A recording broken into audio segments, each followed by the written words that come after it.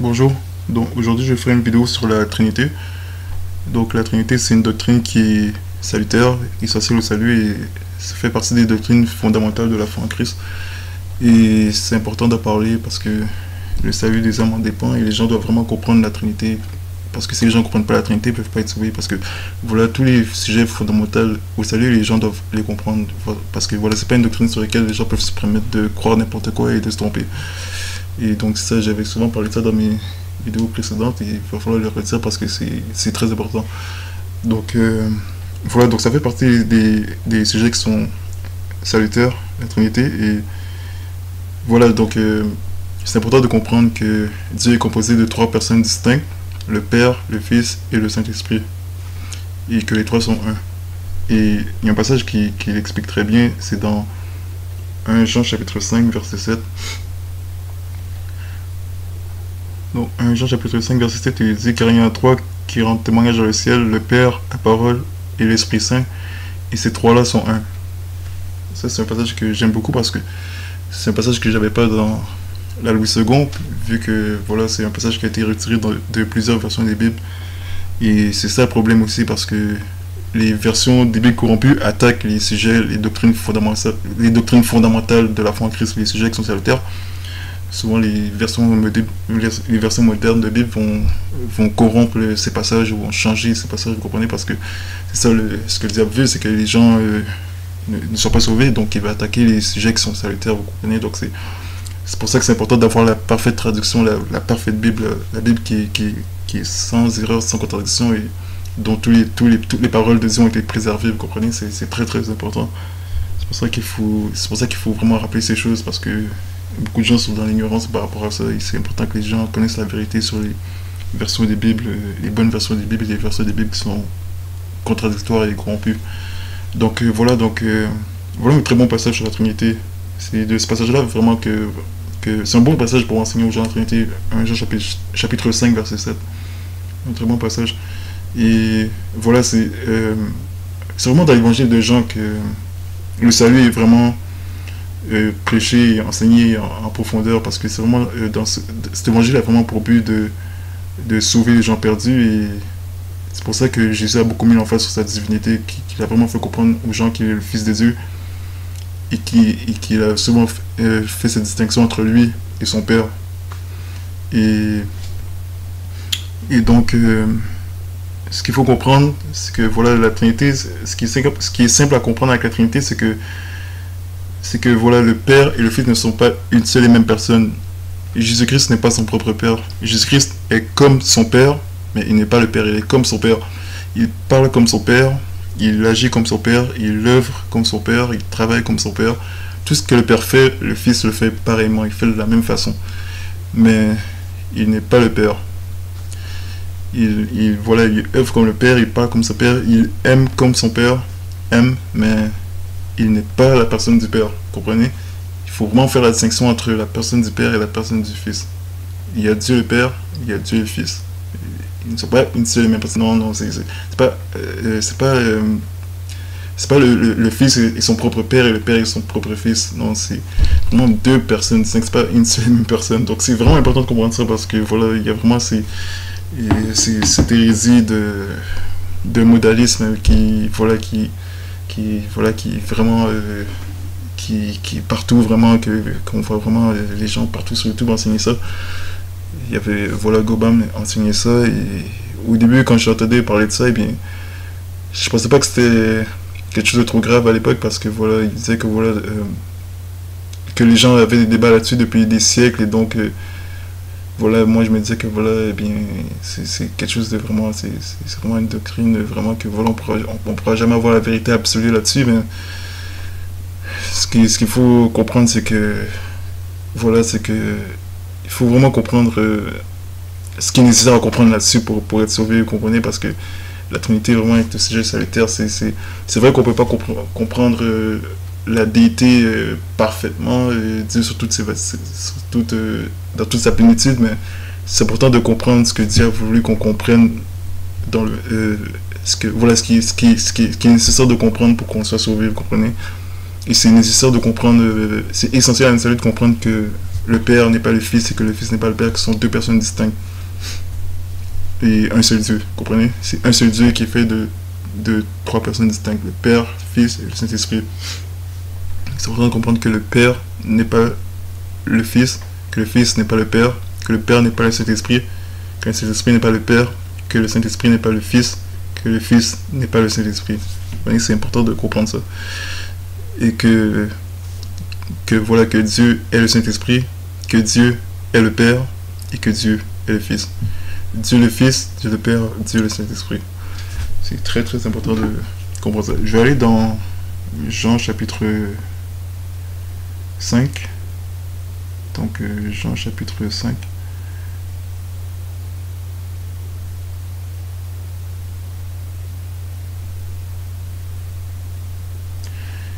Donc dans Jean chapitre 5,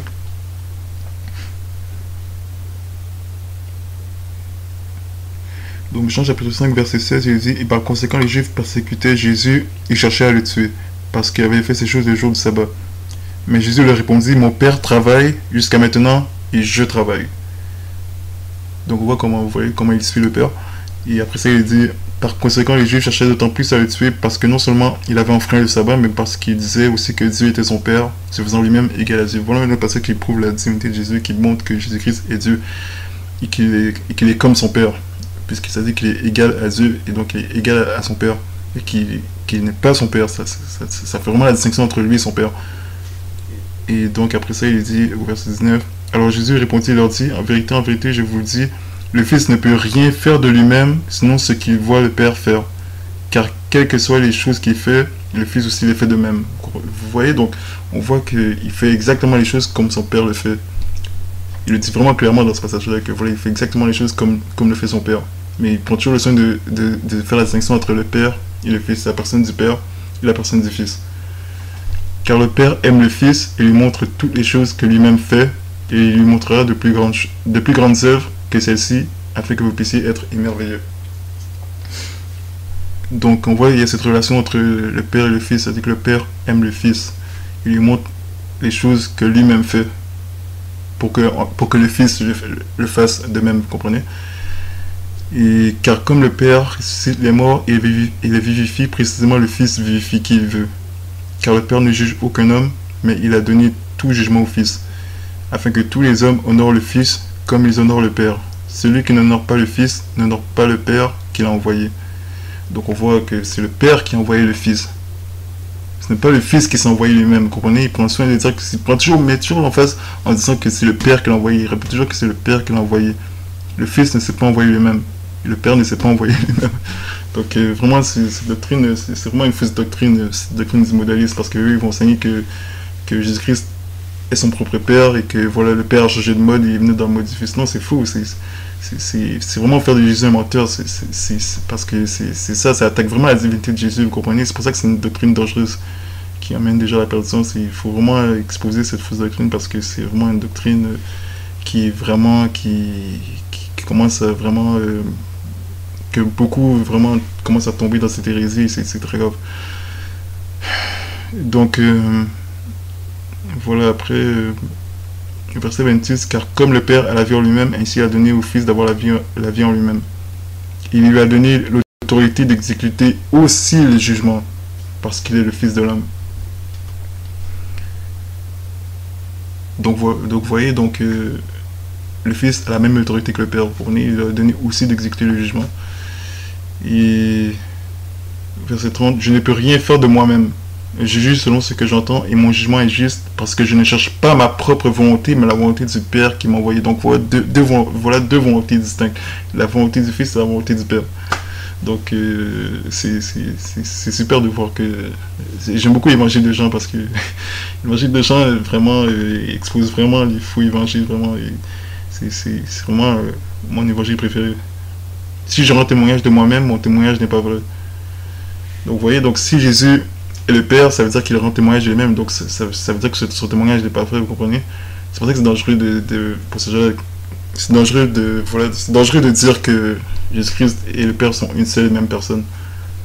C'est très dangereux de dire que Jésus-Christ et le Père sont une seule et même personne, parce que c'est dire que le Père rend témoignage et le Père puisque vu si le Fils est le Père, eh bien, il rend témoignage de lui-même, et donc ce témoignage n'est pas vrai, vous comprenez. Et il dit au verset 32, il y en a un autre qui rend témoignage de moi, et je sais que le témoignage qu'il rend de moi est vrai. Donc c'est le Père qui rend témoignage du Fils. C'est pas le Fils, c'est pas le Père dans le mode du Fils qui rend témoignage du Fils. Donc sinon ça fait lui un menteur, vous comprenez. C'est la personne du Père qui rend témoignage de la personne du Fils. Donc c'est vraiment important de comprendre ça. C'est très très important. Et après ça, au verset 36, mais j'ai un plus grand témoignage que celui de Jean, car les œuvres que le Père m'a donné d'achever, ces œuvres mêmes que je fais, rendent témoignage de moi que le Père m'a envoyé. Vous voyez, il dit encore que c'est le Père qui l'a envoyé. Il a beaucoup précisé parce que c'est important, c'est parce que voilà, c'est clair que Dieu dans son émission savait déjà les hérésies que les gens allaient amener dans leur futur, donc vraiment cette hérésie du modaliste qui dit que le Père s'est envoyé lui-même.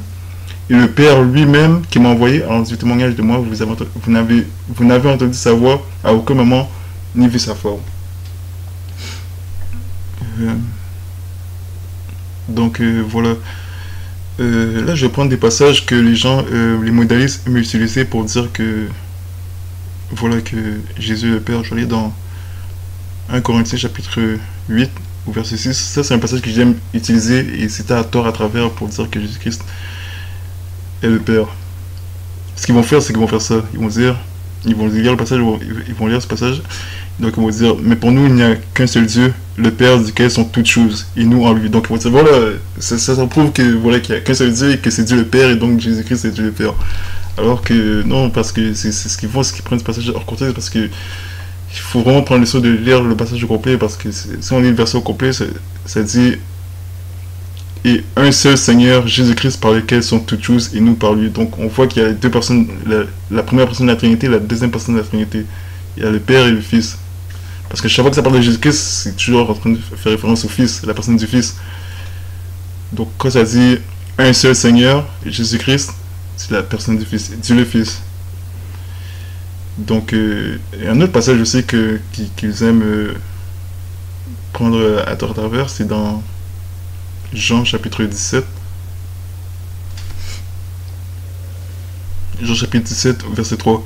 C'est un passage que j'ai vu beaucoup d'hérétiques utiliser pour dire que Jésus-Christ n'est pas Dieu. Donc ils vont dire, donc, au verset 3, et cela est la vie éternelle, qu'ils puissent te connaître, toi, le seul vrai Dieu. Et donc ils vont s'arrêter là. Ils vont s'arrêter là pour vous dire que voilà, le seul vrai Dieu, c'est le Père. Et Jésus-Christ n'est pas Dieu. Mais si on finit le verset, et Jésus-Christ que tu as envoyé. Donc là, c'est la personne du Fils, vous comprenez? Donc oui, quand ça dit toi le seul vrai Dieu, c'est clair qu'il fait référence à Dieu le Père. Mais après ça, après ça, il dit et Jésus-Christ que tu as envoyé. Donc la vie éternelle, c'est de connaître le seul vrai Dieu le Père. Donc oui, la vie éternelle, c'est de connaître Dieu le Père et Jésus-Christ que le Père a envoyé. Dieu le Fils. Jésus-Christ, c'est Dieu le Fils. Donc c'est important de connaître Dieu le Père et Dieu le Fils. Si vous connaissez le Père, vous allez connaître le Fils. Si vous connaissez le Fils, vous allez connaître le Père. Vous comprenez? Vous allez connaître qu'il s'agit de deux personnes distinctes et non une seule et même personne.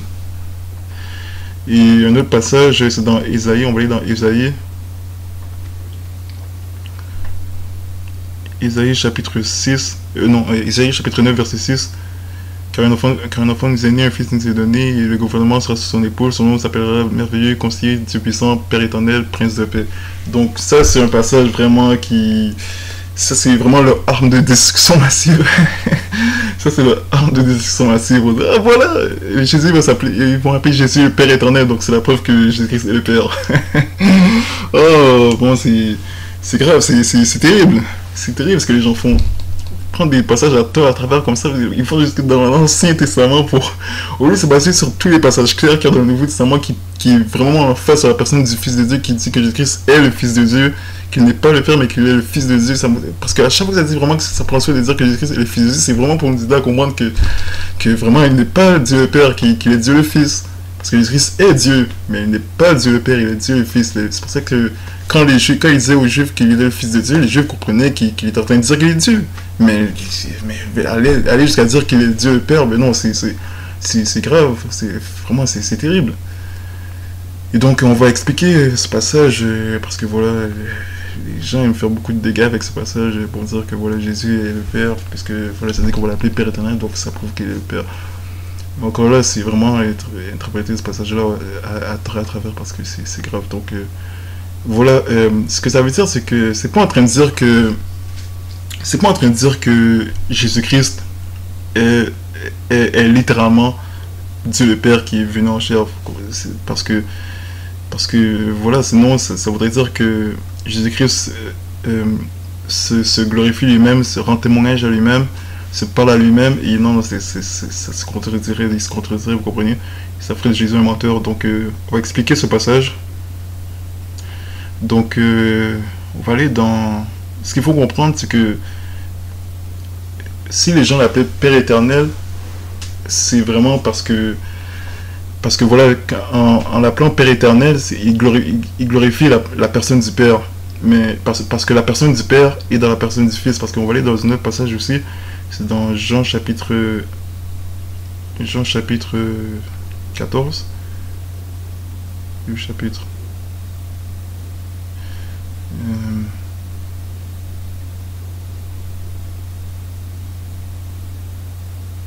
Donc oui, Jean chapitre 14.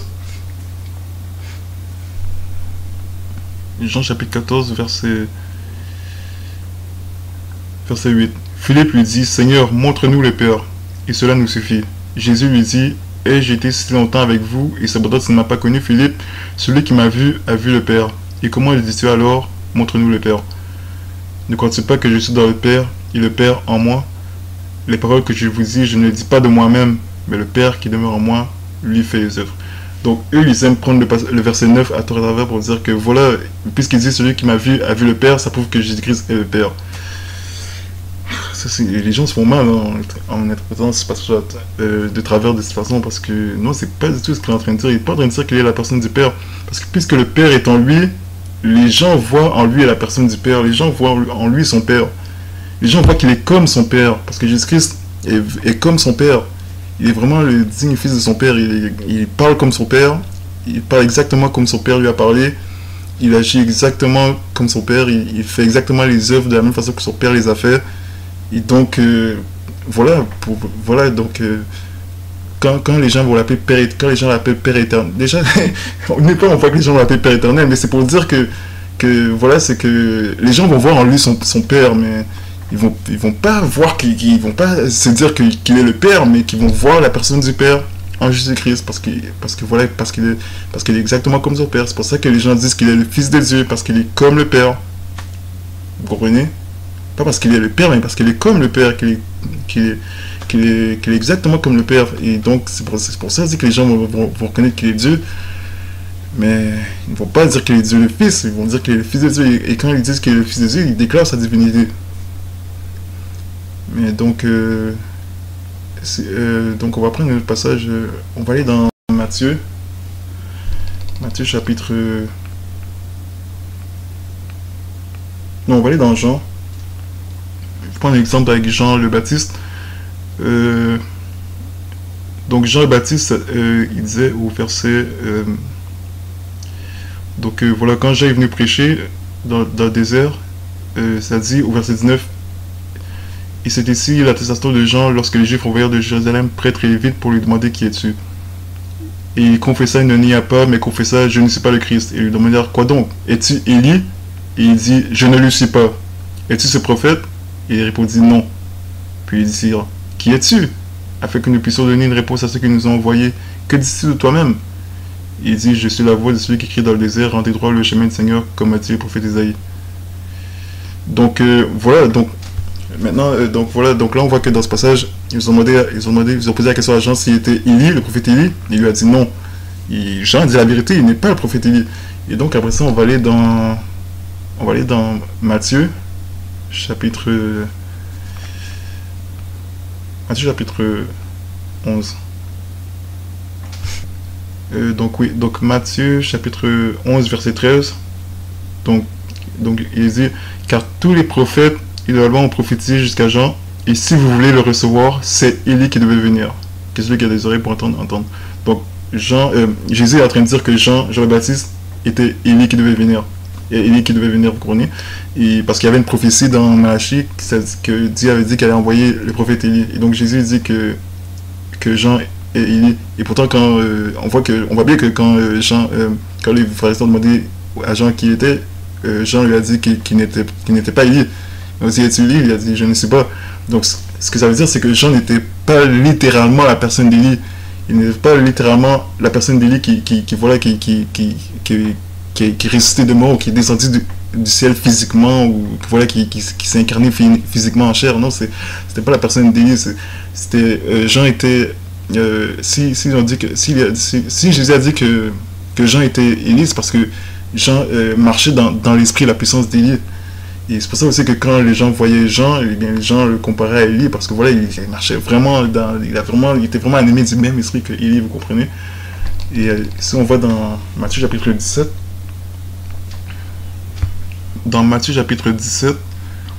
au verset 10, et ses disciples lui demandèrent, disant, pourquoi donc les scribes disent-ils qu'il faut qu'Élie vienne d'abord? Et Jésus répondit et leur dit, il est vrai qu'Élie viendra d'abord et rétablira toutes choses. Mais je vous dis qu'Élie est déjà venu et ils ne l'ont pas reconnu, mais ils lui ont fait tout ce qu'ils ont voulu, de même aussi le Fils de l'homme souffrira par eux. Alors les disciples comprirent qu'il leur parlait de Jean le Baptiste. Donc, Jean le Baptiste, on voit encore un passage qui montre que Jean le Baptiste était Élie. Et ça nous aide vraiment à comprendre qu'il n'était pas littéralement la personne d'Élie. Vous voyez, parce que déjà quand Jésus était sur la montagne de transfiguration, il s'est entretenu avec Élie et Moïse. Vous comprenez? Donc on voit déjà, ce sont deux personnes distinctes, vous comprenez? Jean le Baptiste et Élie. Et donc les gens appelaient Jean le Baptiste Élie, mais il n'était pas littéralement la personne d'Élie, vous comprenez? Donc voilà, les gens peuvent l'appeler. Donc même si même si ça dit dans la prophétie d'Ésaïe que Jésus sera appelé Père éternel, ça ne veut pas dire que Jésus est littéralement la personne du Père, vous comprenez? Si on va dans Matthieu chapitre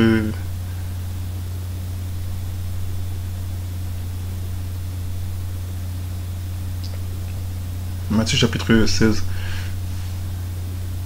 Donc voilà le passage d'Ésaïe, vraiment c'est pas en train de dire que voilà parce que les gens vont l'appeler Père éternel que ça veut dire que Jésus-Christ est littéralement la personne du Père, vous comprenez? Mais Jésus-Christ est comme le Père, il parle comme son Père, il agit comme son Père, il aime comme son Père, comme par exemple, parce que les gens voyaient vraiment en Jésus-Christ la personne du Père, comme parce que c'est pas, par exemple, quand Jésus dit à une personne, comme quand il avait guéri la femme cancéreuse, et qu'il a dit, ma fille, va en paix, ta foi t'a guéri. C'est pas parce qu'il a appelé ma fille que ça veut dire que Jésus-Christ était le Père, ou par exemple, c'est pas parce que Jésus-Christ avait dit à ses apôtres, mes enfants ou enfants, qui est difficile pour mes enfants qui est difficile à sécuriser des richesses, qui sont confiés des richesses dans le royaume de Dieu, ou sinon dans un passage quand il leur a dit, enfants, avez-vous trouvé après sa résurrection, quand les apôtres étaient en train de pécher, Jésus les avait appelés enfants, mais c'est pas parce qu'il les appelle enfants que voilà, ça veut dire que Jésus est le Père. Non, parce qu'il est comme son Père, il agit comme son Père, il aime comme son Père. Et c'est pour ça que les gens voient en Jésus-Christ la personne du Père, parce que la personne du Père est en Jésus-Christ. Mais la personne du Père est distincte de la personne du Fils, vous comprenez? Le Fils est dans le Père et le Père est dans le Fils. Le Fils habite dans le Père et le Père habite dans le Fils. Et les deux sont deux personnes distinctes, vous comprenez? C'est très important de faire cette distinction.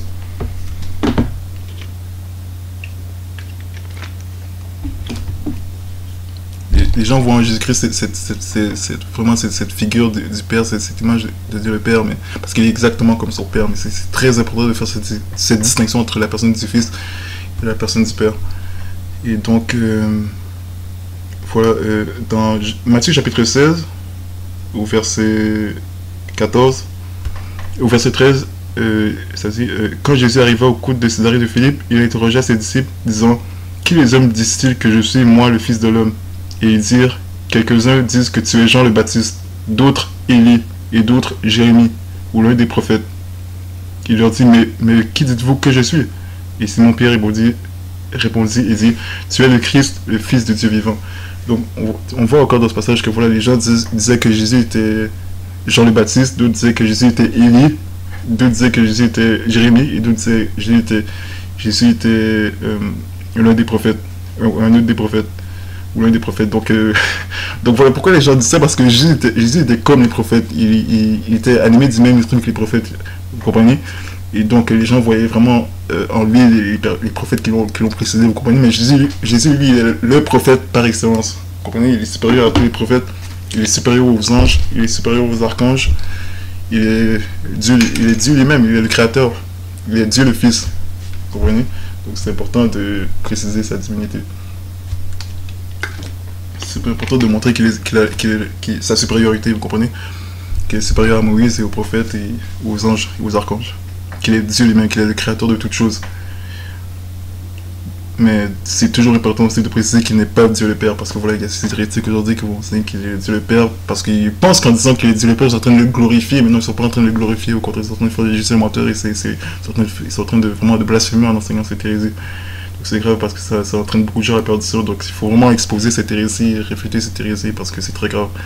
Donc c'est important que ces gens-là comprennent que Jésus-Christ est comme son Père, mais qu'il n'est pas le Père. C'est pour ça que les gens voient en lui la personne du Père, parce qu'il est comme son Père. Il est le digne fils de son Père. Il est le Fils de Dieu. Il le précise à chaque fois. Tous les Nouveaux Testaments font cette précision que Jésus-Christ est le Fils de Dieu.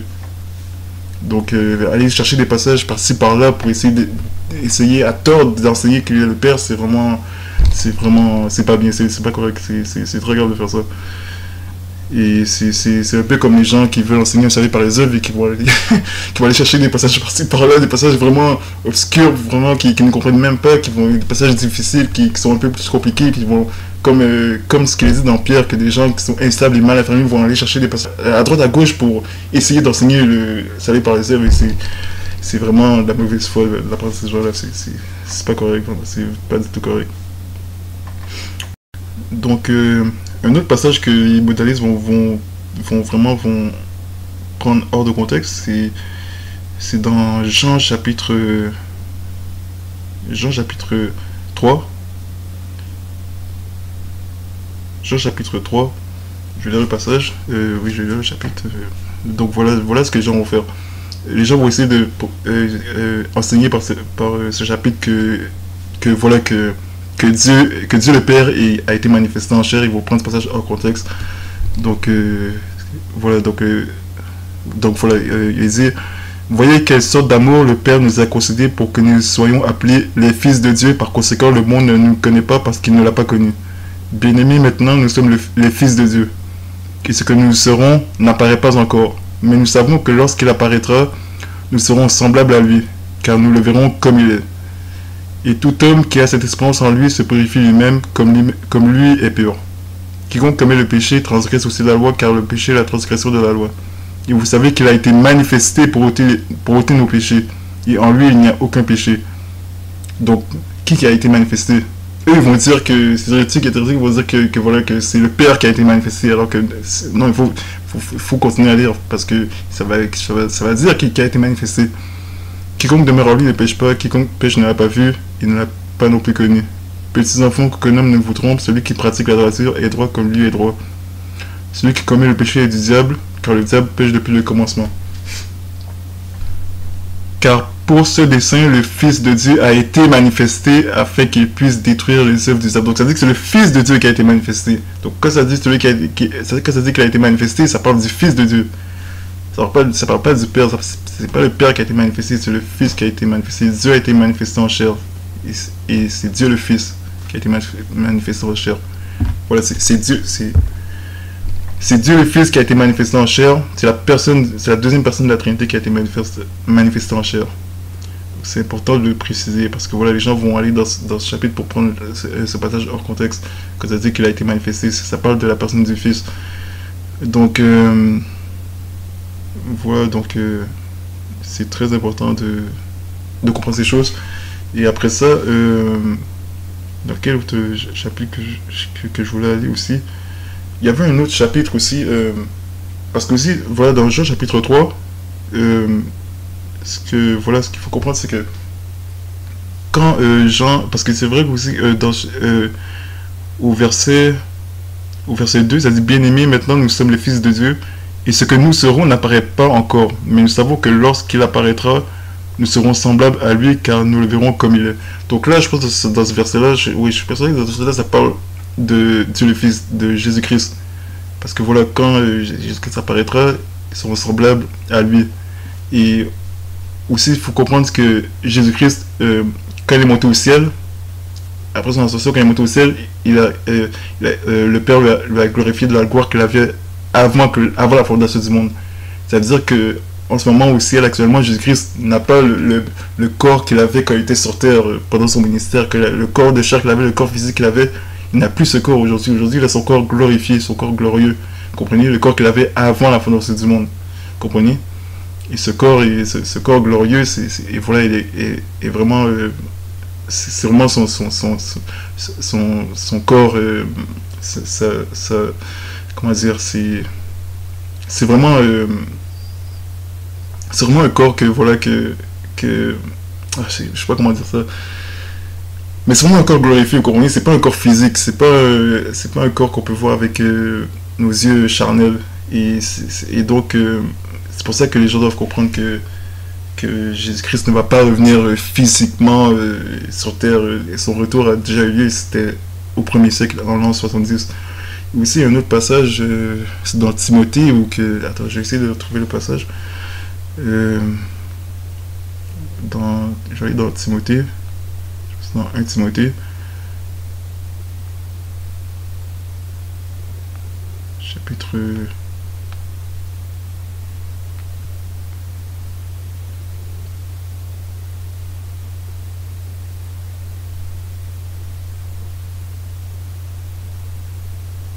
Donc, 1 Timothée, chapitre 6, au verset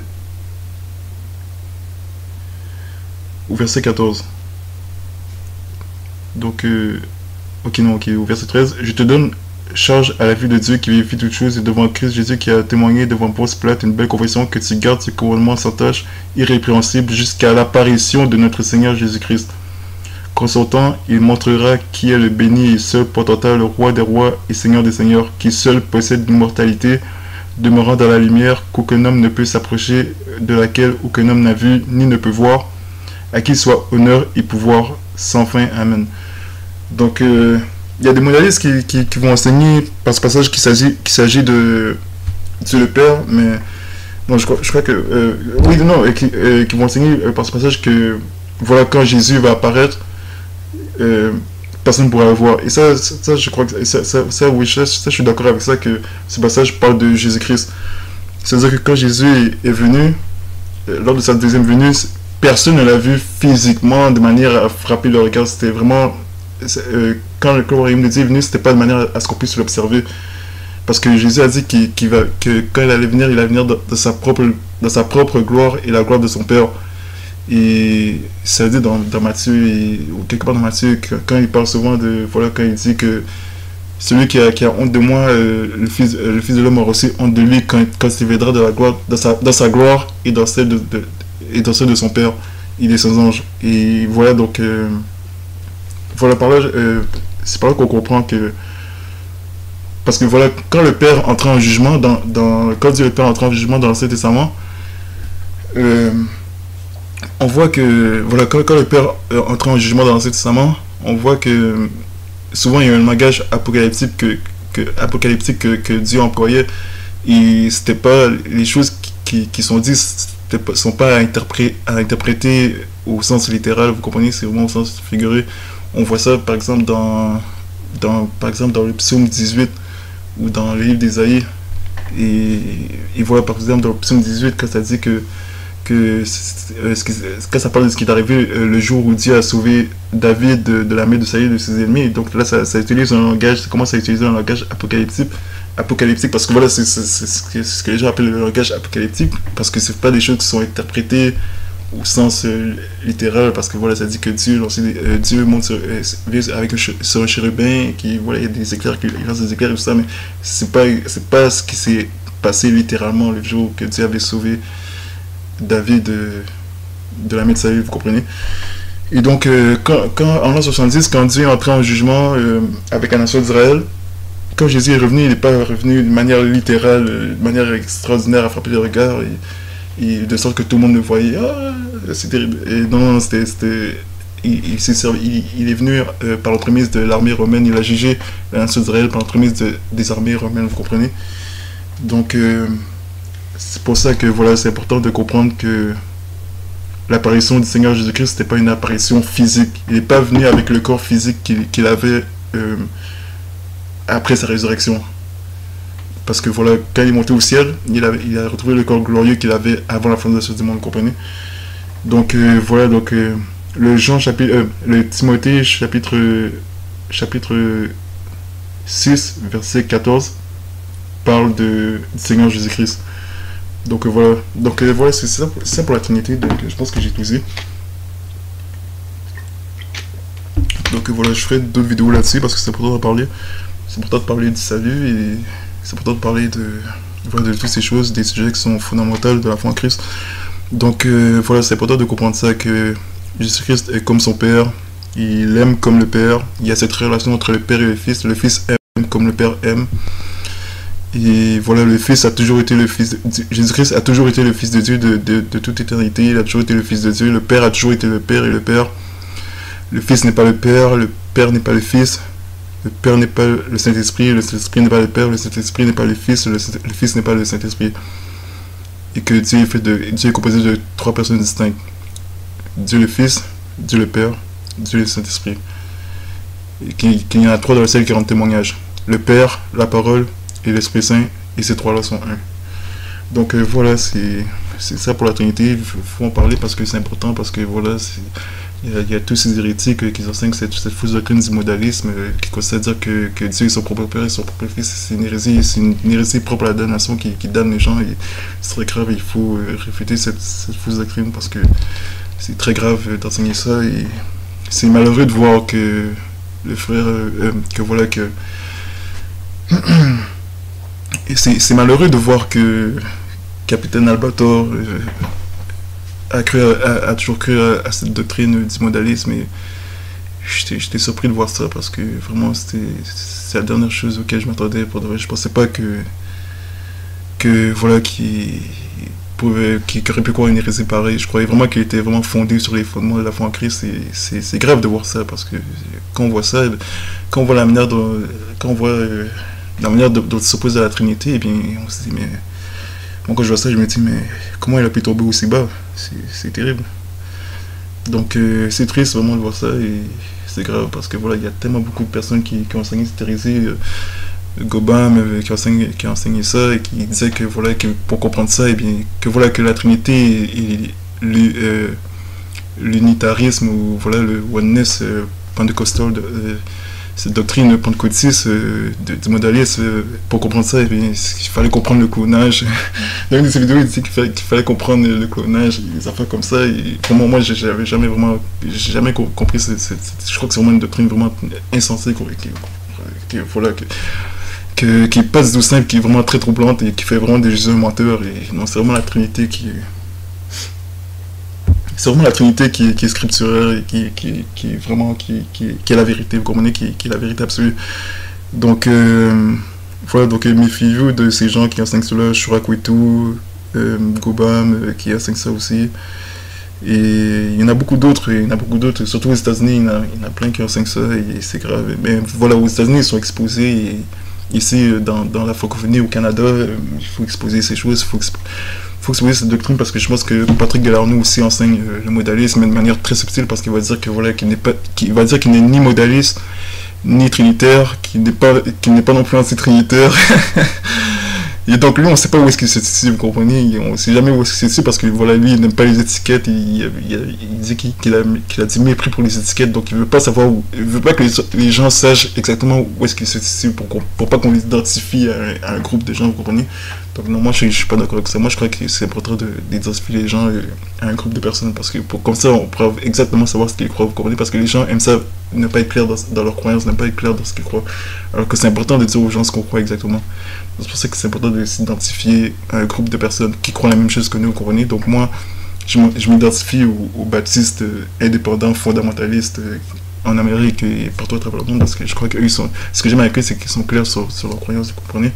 Donc voilà, moi je m'identifie aux baptistes parce que j'ai les mêmes croyances qu'eux par rapport au salut, et je m'identifie aux prétéristes. Ça veut dire que moi je suis un baptiste fondamentaliste et prétériste, vous comprenez. Ça veut dire que moi je crois que toutes les écritures sont accomplies, vous comprenez. Toutes les prophéties des écritures sont accomplies au premier siècle. Parce que voilà, Jésus-Christ avait accompli quand il a dit que tout est accompli, c'était par rapport à la première phase de sa mission, vous comprenez, pour sauver le monde. Et donc, sa seconde venue, c'était pour accomplir les prophéties par rapport à l'avènement. Oui, exactement, par rapport à l'avènement, par rapport au jour du Seigneur et tout ça. Donc, ça s'accomplit en l'an 70, à la destruction du temple de Jérusalem. Donc voilà, c'est tout pour cette vidéo. Je ferai d'autres sur ce sujet parce que voilà, c'est bien d'en parler. Et donc voilà, c'est tout. Donc voilà, je vous dis, eh bien, à bientôt et soyez bénis.